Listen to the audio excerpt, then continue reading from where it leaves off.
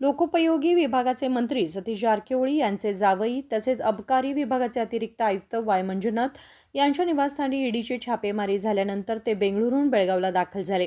गुरुवारी ते थेट टीव्ही सेंटर परिसरातील आपल्या घरी जाऊन लेखापरीक्षणासाठी चार्टर्ड अकाउंटंटला बोलावून सविस्तर चर्चा केली. बेळगावचे प्रसिद्ध सीए पी.जी. गाळी यांना निवासस्थानी बोलवण्यात आले होते. महत्त्वाची कागदपत्रे, आर्थिक व्यवहार आणि लेखा पुस्तकांबाबत सविस्तर सल्लामसलत करण्यात आल्याची माहिती सूत्रांनी दिली आहे. सुमारे 3 तास चाललेली ही बैठक उत्सुकतेचा विषय ठरली असून चर्चेनंतर सीए गाळी तिथून निघून गेले.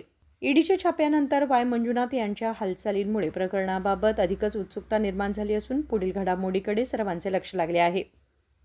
विनोद Kolkar, KMM Marathi, Belgaum.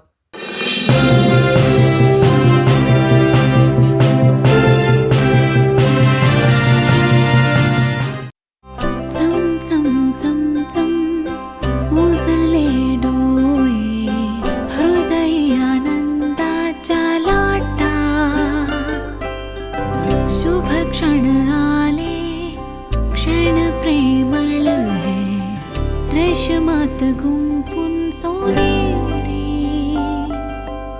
BS Channabasappa and Sons, The Textile Mall, Tilakvadi, Belagavi.